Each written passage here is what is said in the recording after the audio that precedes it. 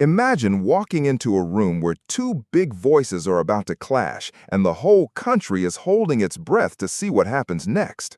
On one side, you've got Donald Trump, the bold leader with big ideas, sitting in the White House ready to push a huge spending plan that he thinks will make America stronger. On the other side, there's Rand Paul, a quiet but tough senator from Kentucky, standing up to say, wait a minute, this might be too much. It's like a showdown in a movie, but this time it's real, and it's happening right in the heart of the Senate. The air is thick with excitement, and everyone's wondering who's going to win this fight. Before we dive in, let us know in the comments, where are you watching from? Which state? Which city? We love to know and connect with our viewers. A big fancy room with tall ceilings and rows of shiny mahogany desks. This is the Senate chamber, where important decisions get made. The lights are a little dim, giving it a serious feel, and the microphones on the desks hum softly, waiting for someone to speak. Outside, you can hear a crowd buzzing. Some people are waving signs that say "Stop the spend" because they think the money plan is too big. Others hold up Trump 2025 signs, cheering for the president's big ideas. It's a mix of voices, and that's what makes this story so juicy. First, let's talk about Donald Trump. He's the guy in charge, sitting in the White House with its big windows and gold-trimmed rooms. He's known for his loud voice and big promises, like building walls and making jobs. Right now, he's got this huge plan, a spending bill that's got trillions of dollars in it. He wants to use the money for things like roads, bridges, and even a big military parade to show off America's strength. Trump's got a team around him, including a quiet aide named Sarah who hands him papers and whispers updates. He's watching everything on a big screen, his hands tapping the desk as he waits to see how it all plays out. Trump believes this bill will help everyone, from workers to soldiers, and he's not afraid to fight for it. His hair, as always, is perfectly styled, and he's wearing a red tie that stands out like a flag. Then there's Rand Paul, the senator from Kentucky. He's a different kind of guy, calm, with glasses he adjusts when he's thinking hard. He's dressed in a simple Navy suit, sitting at his desk in the Senate, surrounded by stacks of papers. Rand's known for caring about saving money and keeping the government small. He's got a young assistant, Mike, who passes him notes and keeps the water glass full. Rand's looking at this spending bill and shaking his head. He thinks some parts, like the $50 billion for new infrastructure, are a waste. He wants to protect people's wallets and make sure the country doesn't owe too much money later. His voice might be soft, but when he speaks, people listen. The two men haven't always agreed, but this time it's a big deal.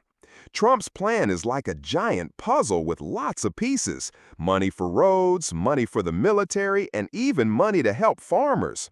Rand, though, sees some of those pieces as too heavy, like they might break the table. He's ready to stand up and say it, even if it means going against the president. And Trump? He's not the type to back down. He's got his phone ready, probably thinking about tweeting something big. Let's step into the Senate chamber now. The room is packed with senators, all dressed in suits, some whispering to each other, others flipping through papers. The air smells like old wood and coffee from the cups on the desks. Rand stands up, his chair scraping the floor a little, and walks to the front. The microphones pick up every step. He adjusts his glasses, takes a deep breath, and starts talking. His voice is clear but firm, like a teacher explaining something important. "Folks," he says, "we've got a bill here that's throwing money around like it's candy at a parade. $50 billion for infrastructure? That's a lot of cash, and I'm not sure we need it all. We should be saving for our kids, not spending it all now."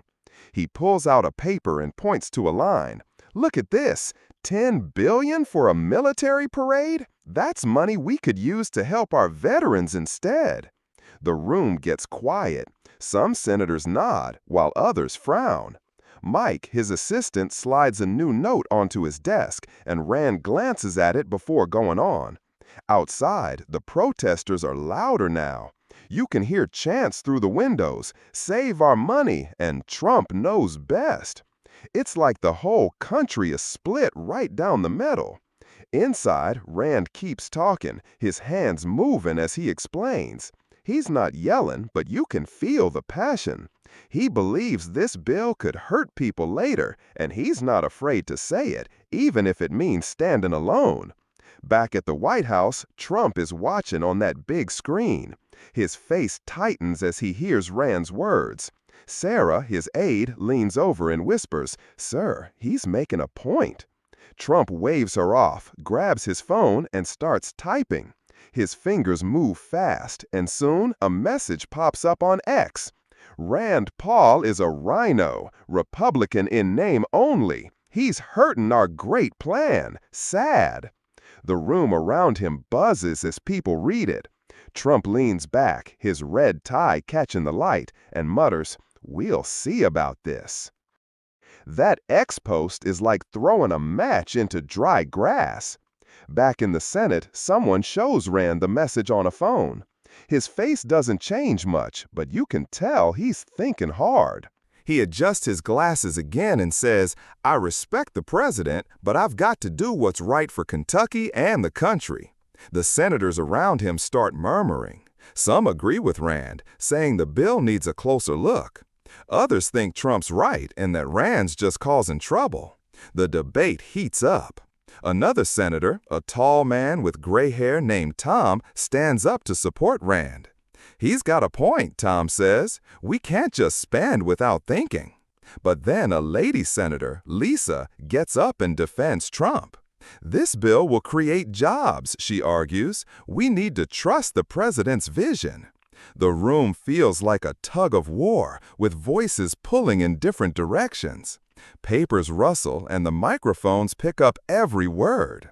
Rand goes back to his desk, takes a sip of water, and looks at his notes. Mike whispers, "You're doing great."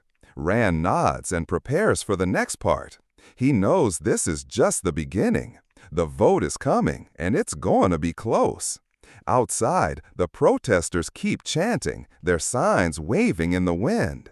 Inside, the tension grows as everyone waits to see what happens next. Trump, back at the White House, is pacing now.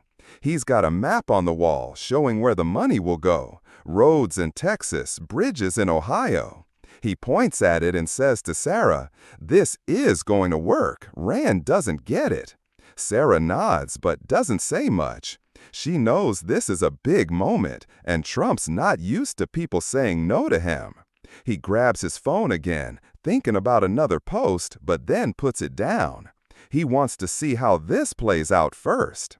In the Senate, the clock ticks louder. Rand stands up again, ready to finish his speech. "We can build a strong country without breaking the bank," he says. "Let's vote smart."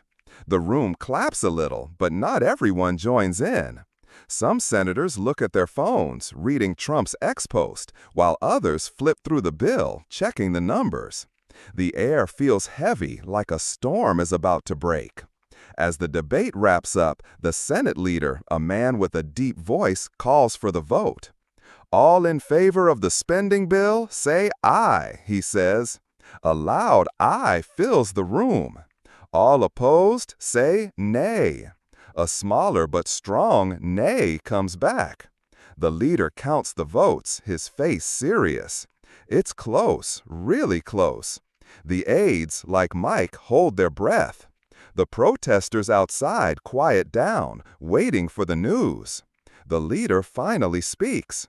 "The ayes have it. The bill passes." It's a narrow win for Trump's side, just a few votes more than Rand's group. Rand sits back, his face calm but thoughtful. He lost this time, but you can see he's not given up. Some senators pat him on the back, saying, "Good try." Others just nod, respecting his fight. Outside, the Trump 2025 crowd cheers while the Stop the Spend group sighs and starts to leave. Back at the White House, Trump smiles and says, "Told you," to Sarah. He picks up his phone and types another X post. "Big win for America, thanks to our great senators." But he knows it was close, and Rand's words stuck with some people. In the Senate, Rand packs up his papers, Mike helping him. He looks out the window at the fading protest signs and thinks about the next step. This showdown isn't over. Rand's ideas about saving money have started to spread, especially among folks who worry about debt. Trump's plan is moving forward, bringing jobs and projects, but some are still asking if it's too much. It's like a big puzzle that's only half done, and everyone's got a piece to add. What do you think about this moment? Did Rand make a good point, or was Trump right to push ahead? Drop your thoughts in the comments, and don't forget to subscribe and press the bell icon to never miss the next episode.